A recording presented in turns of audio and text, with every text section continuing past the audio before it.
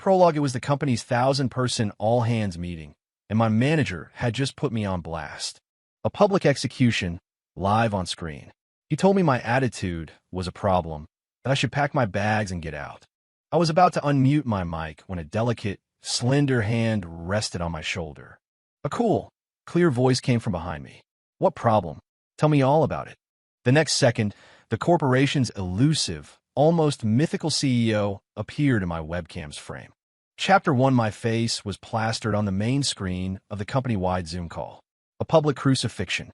He used my full name. Ethan Hayes. From the marketing department's team 3. "We've received a formal complaint about your work ethic.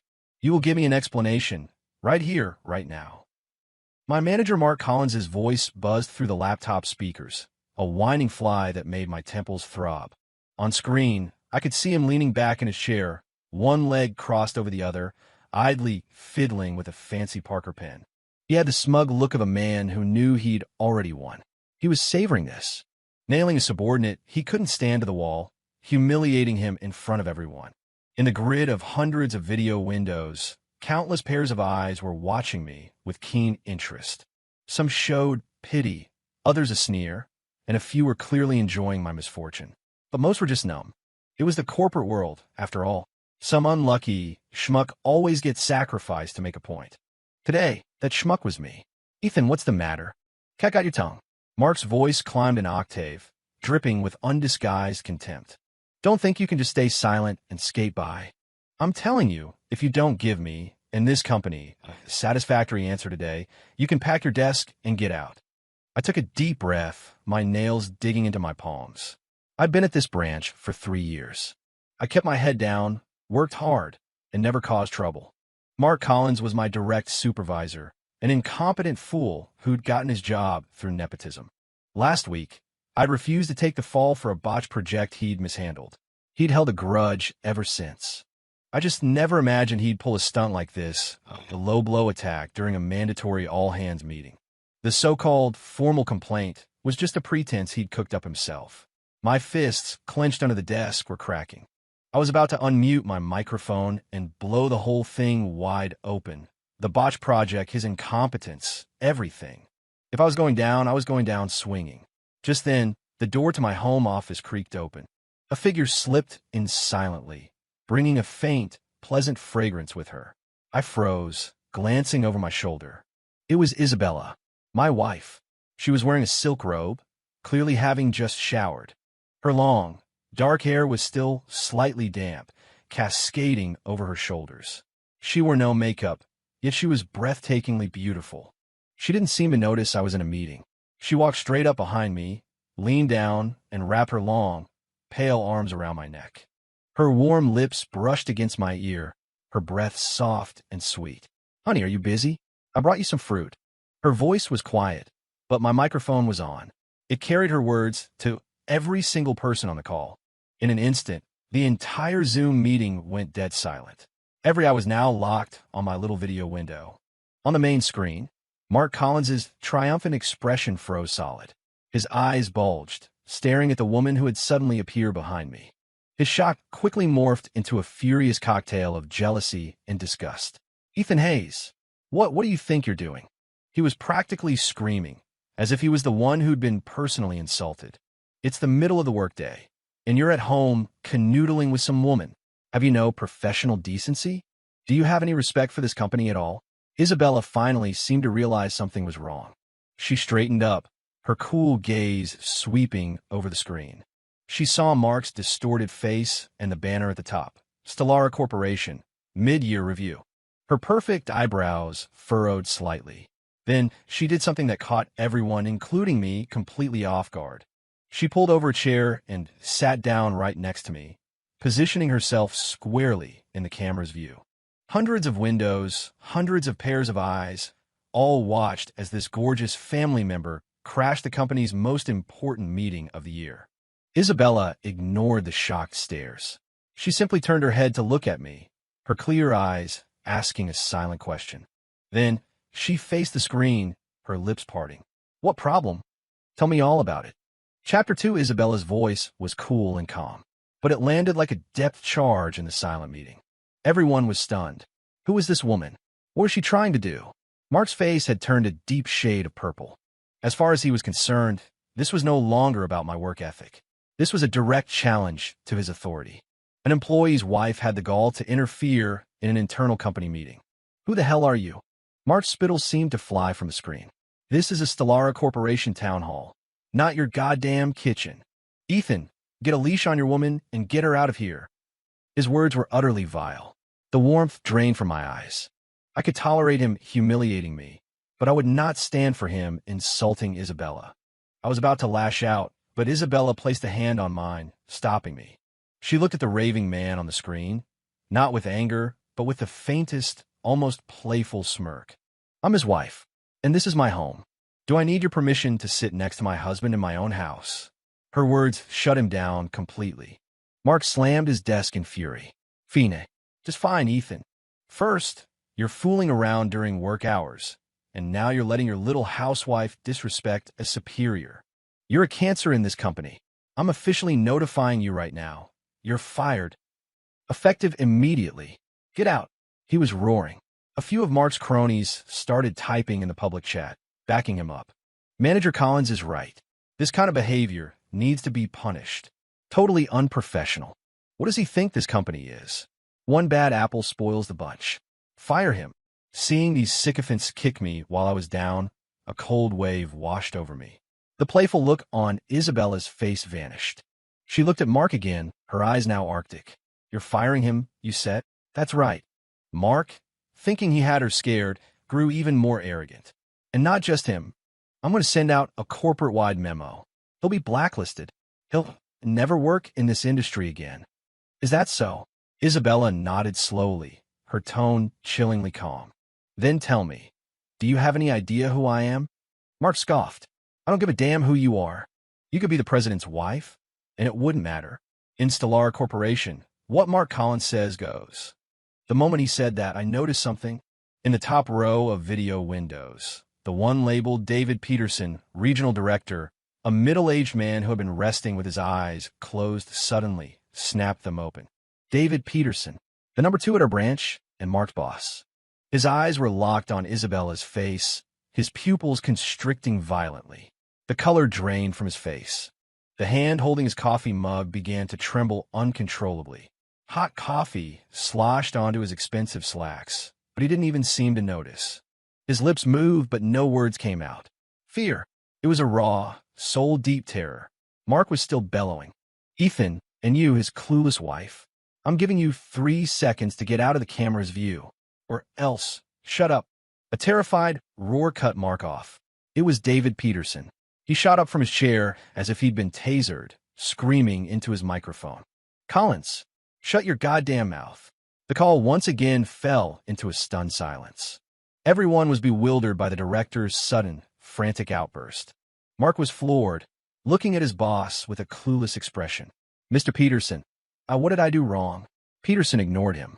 He faced his camera, fumbling to straighten his tie, which he'd knocked askew in his panic. Then, with an air of absolute reverence, of boundless dread, he inclined his head deeply toward my camera. Ms. Vance, I had no idea that you would be gracing us with your presence. My failure to manage my team is unforgivable. It's my fault. Please, punish me as you see fit. His voice was shaking uncontrollably. Chapter 3, Ms. Vance? Which Ms. Vance? That same question exploded in the minds of hundreds of people. Mark was completely dumbfounded. He stared at Peterson's near-total submission, then at the placid woman sitting beside me. His brain simply shut down. Mr. Peterson, are you sure you have the right person? He stammered. That's just Ethan's wife, a housewife. It was as if Peterson slapped him through the screen. You know nothing, you idiot. Peterson shrieked, his composure gone. Open your damn eyes and look. This is the chairwoman of the board and chief executive officer of Stellara Holdings, Isabella Vance. The Ms. Vance. Boom. Peterson's words were a nuclear bomb detonating in everyone's mind. The CEO of Stellara Holdings, Isabella Vance. To the average employee, that name was a legend. The rumors said she was young but brilliant, a titan of industry who, 3 years ago, had taken over the near-bankrupt Stellara and single-handedly dragged it from the brink, transforming it into a market leader.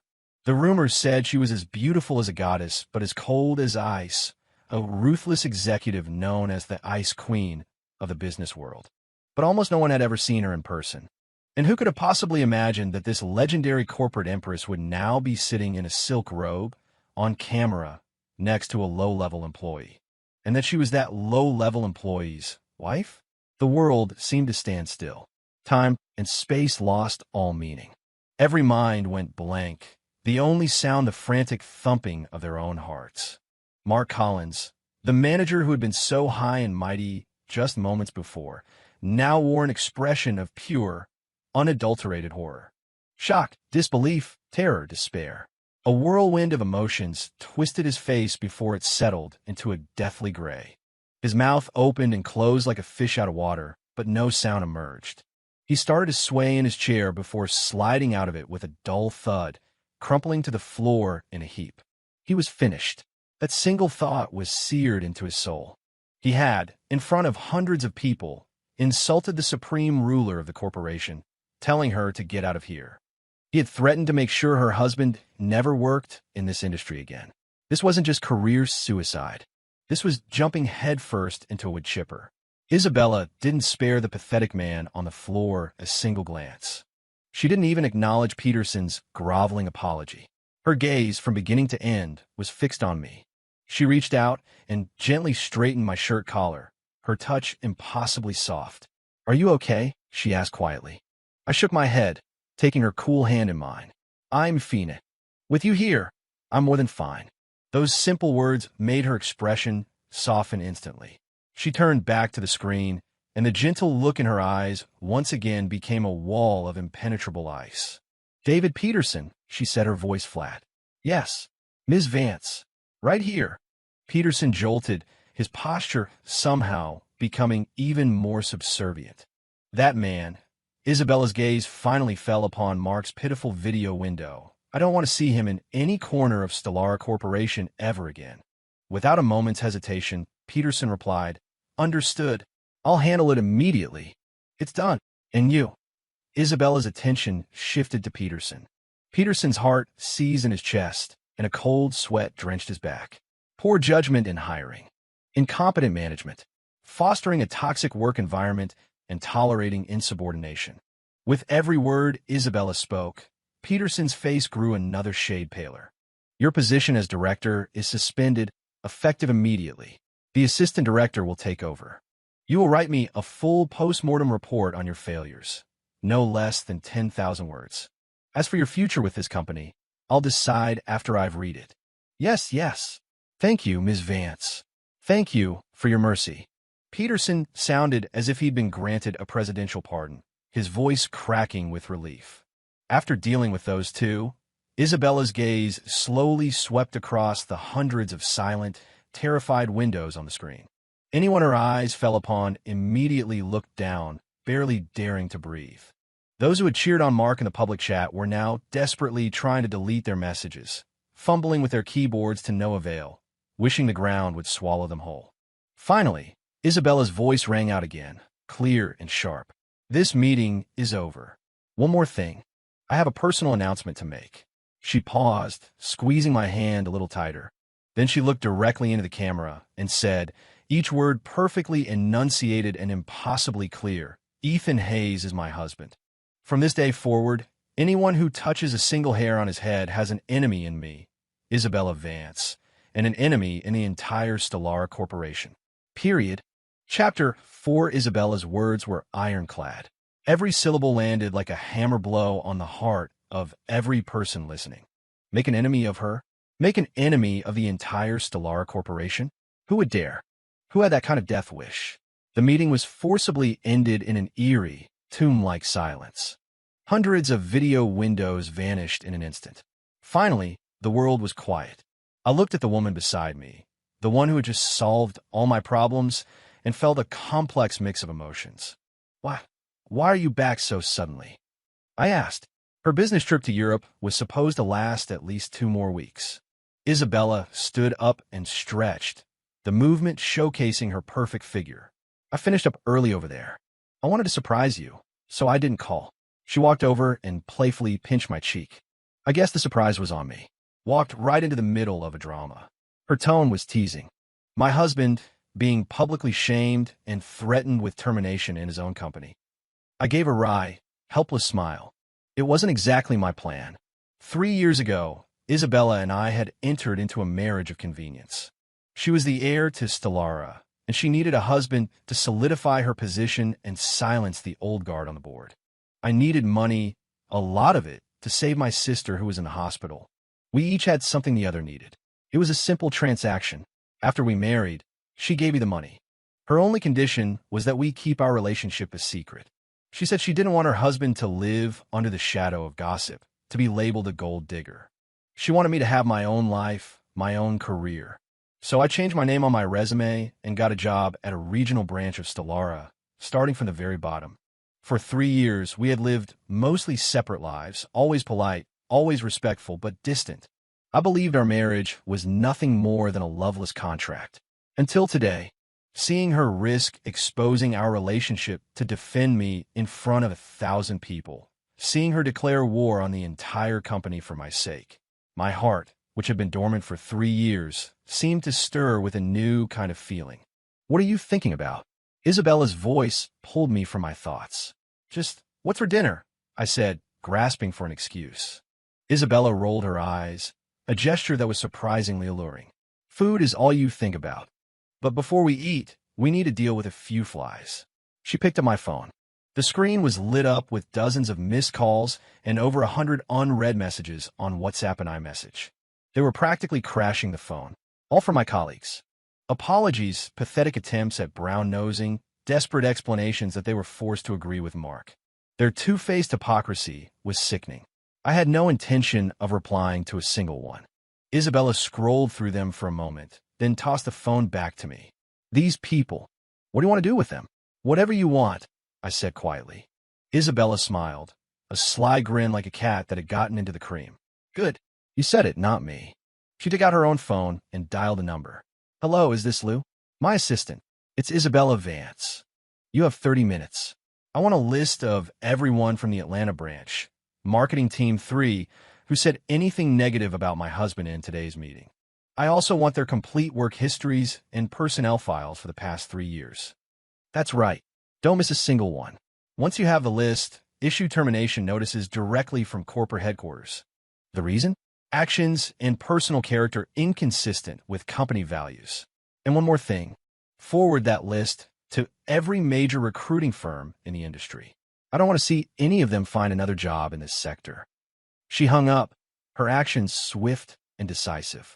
I looked at her, a little stunned by her ruthlessness. This wasn't just firing them.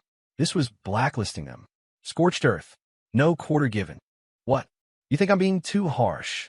Isabella raised an eyebrow. I shook my head. No, that's exactly how you deal with trash. Mercy to your enemies is cruelty to yourself. I understood that better than anyone. Isabella smiled, satisfied. Now, that's more like my husband. Just then, my phone began to ring wildly again. This time, it was an unknown number. I frowned and answered. Hello, is this Ethan?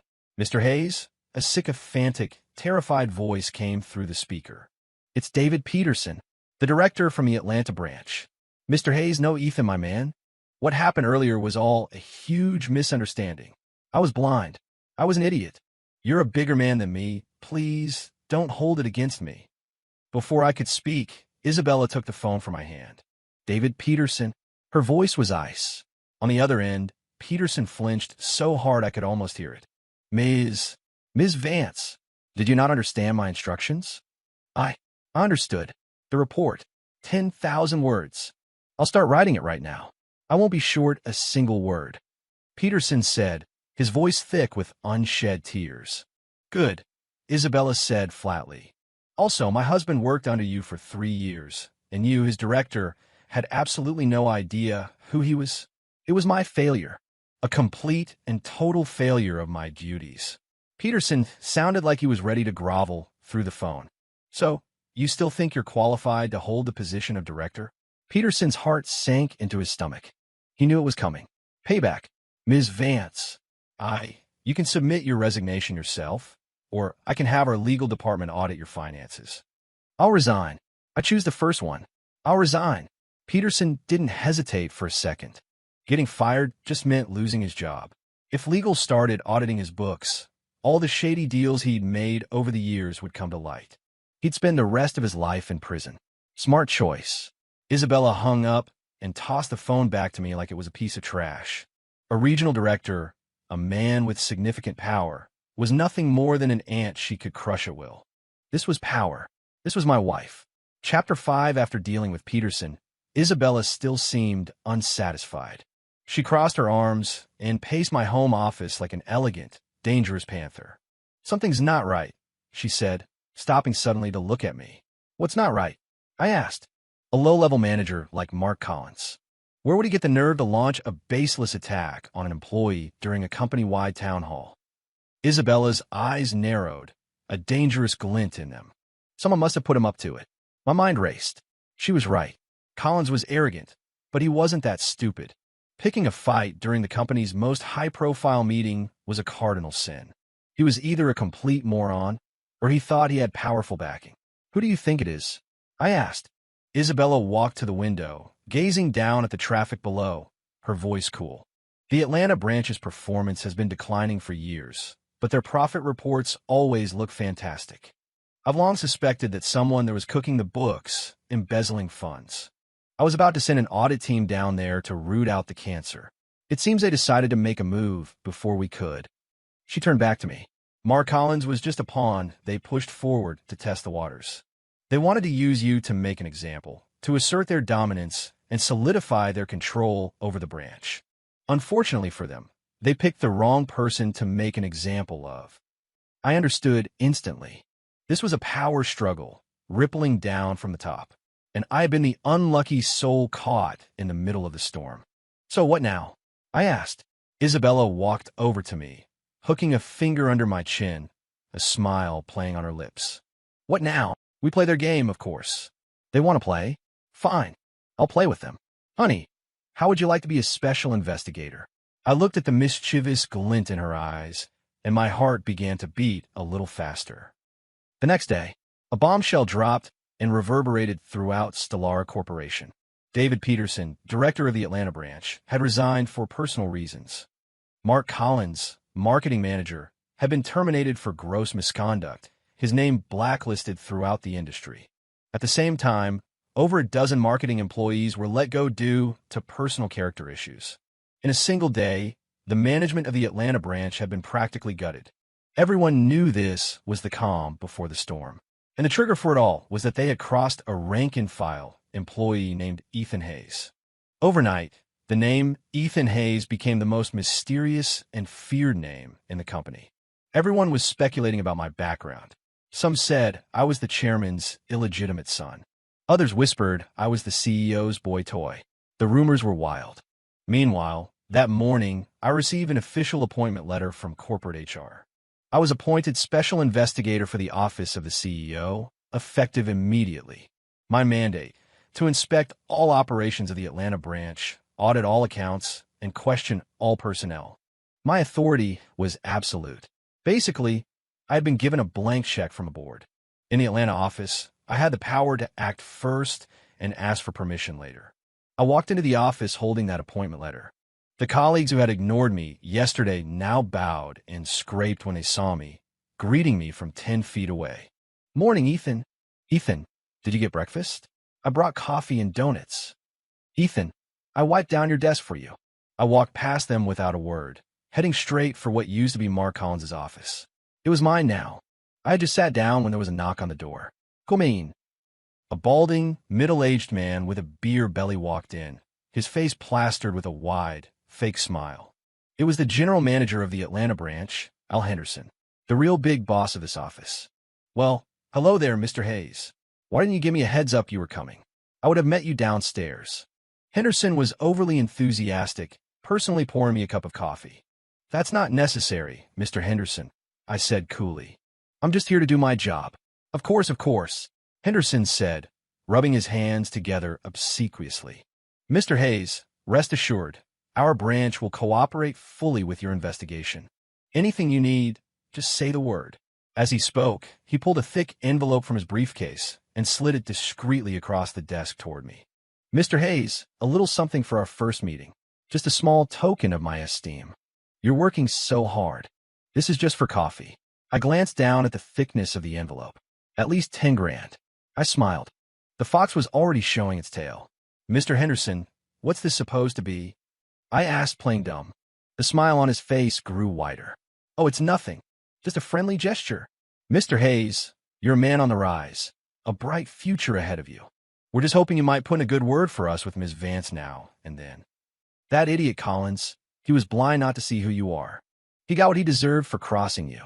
I've already taken care of him, as a gesture of goodwill. From now on, we're all on the same team. So this investigation, perhaps it could be streamlined. He didn't finish the sentence, but the meaning was clear. Take the money, sign off on a clean report, and leave. No harm, no foul. I leaned back in the large executive chair, looking at his greasy, smiling face, and found the situation almost funny. Al, do you really think I need your money? Chapter 6. The smile on Al Henderson's face froze. He stared at me, dumbfounded, as if he couldn't process what I just said. Mr. Hayes, what are you? I ignored him and picked up the office phone, dialing the front desk. Send 2 security guards up to Mr. Henderson's office. I paused. Correction, my office. After hanging up, I looked at Henderson. His expression had soured. Ethan Hayes, what the hell is your problem? He dropped the respectful Mr. Hayes, his tone now laced with anger. No problem, I said evenly. I just feel like the feng shui in this office is off. It needs a good cleaning. Henderson was shaking with rage. Don't push your luck. You think you can do whatever you want just because you have the CEO's protection? Let me tell you something. The Atlanta branch is my territory. You're just some kid, still wet behind the ears if you think you can run wild here. So the mask was off. Is that so? I smirked. Your territory? Not for long. Just as I finished speaking, the office door opened and 2 large security guards walked in. Mr. Hayes, you called for us? I pointed to Henderson, then to the thick envelope of cash on the desk. General Manager Al Henderson, during work hours, attempted to bribe me. The evidence is right here. Please escort him out of the building. Then call the police. The 2 guards glanced at each other, hesitating. After all, one was the general manager of the entire branch. The other was a special investigator from corporate. When gods fight, mortals get crushed. Seeing their hesitation, Henderson sneered. Don't be a fool, Hayes. These are my men. You think they'll listen to you? Really? I pulled the official appointment letter, stamped with the bright red seal of Stellara Holdings, from my desk drawer, and I slapped it down. Read it carefully. During my investigation, all branch personnel, including the security detail, are under my direct command.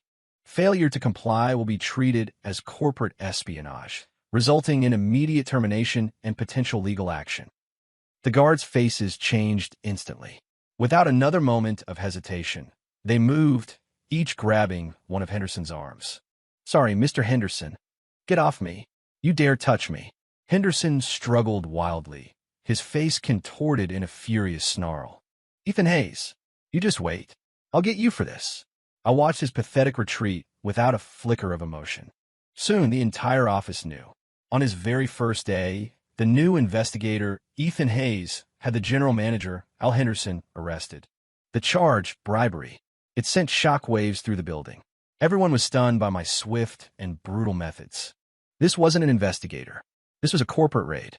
For the rest of the afternoon, there was a parade of people outside my office. Department heads lined up to report on their work. Every single one of them looked terrified, as if they were walking on eggshells. I didn't see any of them. I just had my temporary assistant spread the word. All mid-level managers and above are to prepare all project files and financial statement from the last 3 years. We will meet in the main conference room tomorrow morning at 9. I will be hearing your reports one by one. The message went out, and a palpable sense of dread fell over the entire branch. A lot of people didn't sleep that night. The next day, 9 a.m. sharp, I walked into the conference room. It was filled with the branch's management team. They all had dark circles under their eyes and looked as haggard as if they were attending a funeral. I took the seat at the head of the table. Behind me stood the legal and audit teams I'd brought from headquarters. "Let's begin," I said coolly. "Finance department, you're first." The finance director, a woman in her 40s, stood up, trembling. She started her presentation, clicking through a PowerPoint slideshow. I wasn't listening to her corporate jargon. My eyes were fixed on the screen behind her, where my audit team had projected a list of financial discrepancies they'd uncovered overnight. "Director Miller," I interrupted, "the West Side real estate project. Can you explain the $30 million line item for promotional expenses?" As far as I can tell, that project never had any large-scale promotional campaign. A cold sweat broke out on her forehead. That was... Mr. Henderson arranged for that. Al Henderson? I scoffed. He's currently in a police station. Do you really think blaming him is going to help you? Director Miller's lips trembled, but she couldn't form a single word. Can't explain it. Fine. Next. Procurement. The head of procurement stood up, his legs shaking. "Mr. Davis, explain to me why our office computers were purchased at a 30% markup over market price. And this shipment of printer paper, why is it a no-name, off-brand product?" I went through them one by one. Every name I called, a face turned ashen.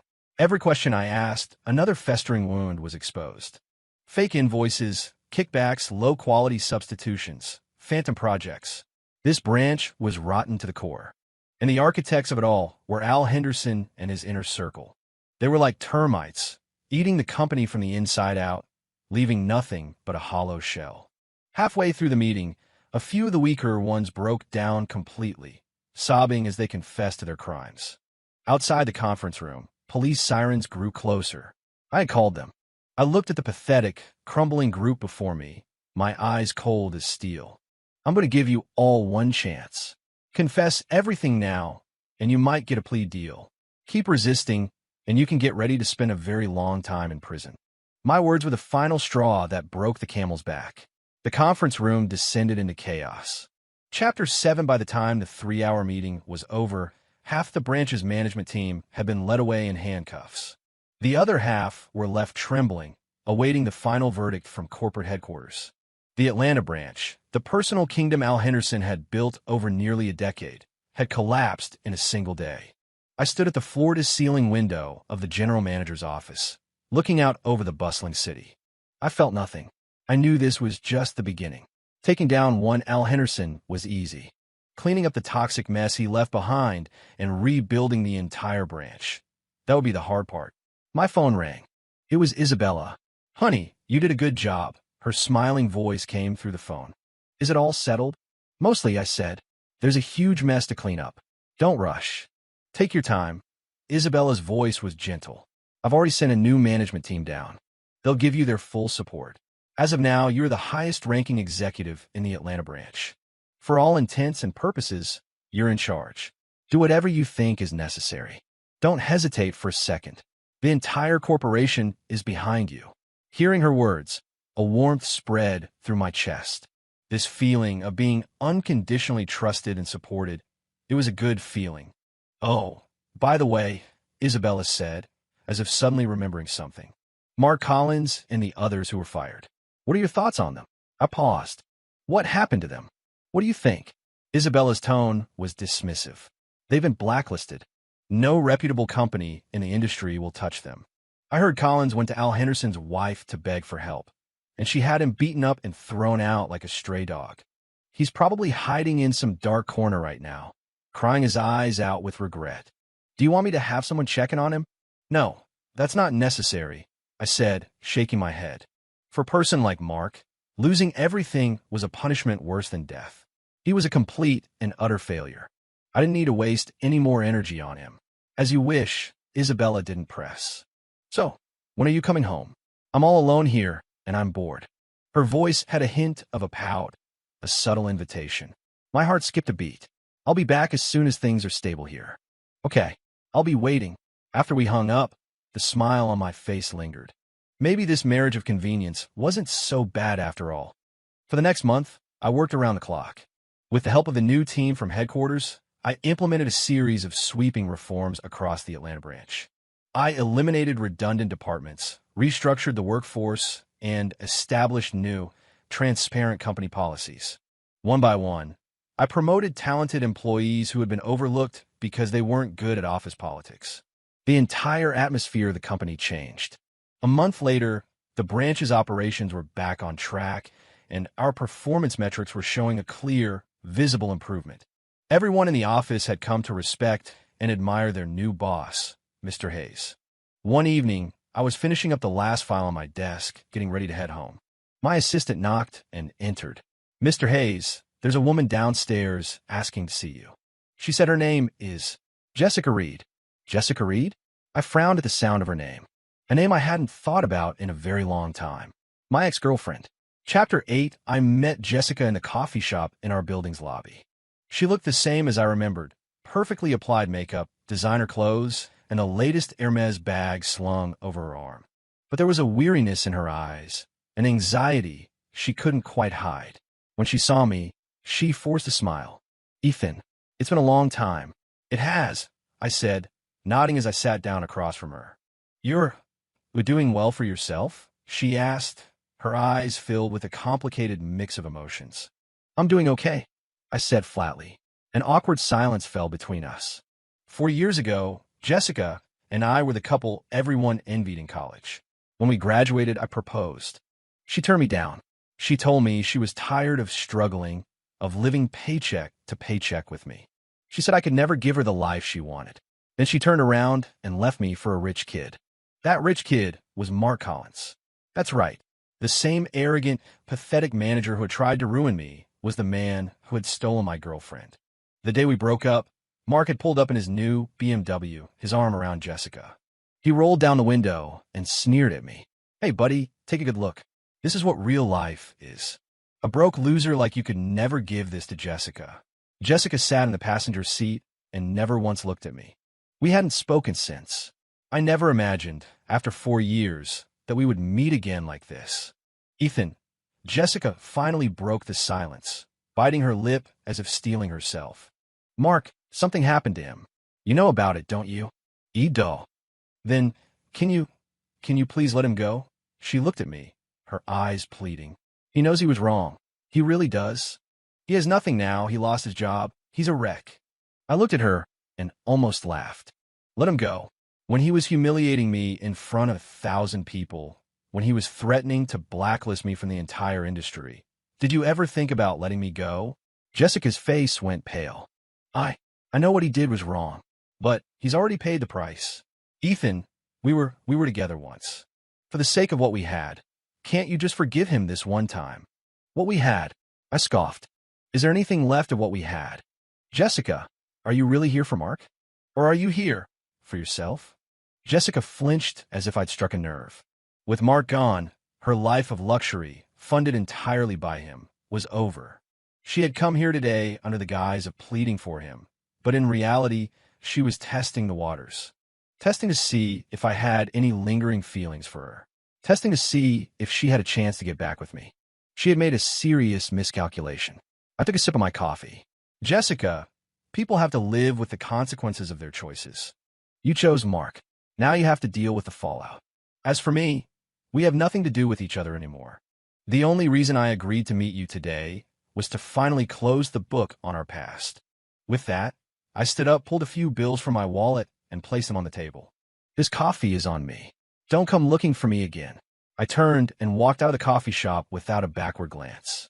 Behind me, I could hear Jessica's muffled sobs, but I didn't turn back. Some people, once you lose them, are gone for good. Stepping outside, the evening sun was bright. I looked up and saw a familiar red Porsche parked by the curb. Isabella was leaning against the car door. She was wearing a sharp white pantsuit, her long hair flowing over her shoulders, a warm smile on her face as she watched me. "Honey, what are you doing here?" I asked, surprised. "I came to pick up my special investigator and take him home," she said, walking over and linking her arm through mine naturally. "Is everything taken care of?" she asked. "Yeah, good." She stood on her toes and gave me a light kiss on the cheek. "Come on, let's go home. I made your favorite pot roast." I looked at her radiant smile, and the last lingering shadows in my heart vanished completely. Really, what more could I ask for? I had a family that loved me, a thriving career, and the best wife in the entire world. As for the people and events of the past, it was time to let them go. I squeezed Isabella's hand and walked with her to the red sports car. As we got in, Isabella started the engine and asked, in a casual, offhand way, "So, was it your gold-digging ex-girlfriend?" My heart stuttered. "How did you know?" Isabella shot me a look in the rearview mirror. "Please, don't forget who I am. I could find out everything there is to know about your great-great-grandparents if I wanted to." I was speechless. "Umph," Isabella sniffed, a barely perceptible note of jealousy in her voice. "She's not even that pretty. Not as pretty as me, anyway." "Of course not," I replied, my survival instincts kicking into high gear. "In my eyes, my wife is the most beautiful woman in the world." The corners of Isabella's lips turned up in an involuntary smile. You'd better believe it. The car merged into the evening traffic, heading home. Soft music played on the stereo, and the sunset outside was as beautiful as a painting. I looked at the woman beside me, this wonderfully, endearingly complicated person, and my heart felt full. Maybe our story started as a contract, but I was ready to make it real. For the rest of our lives.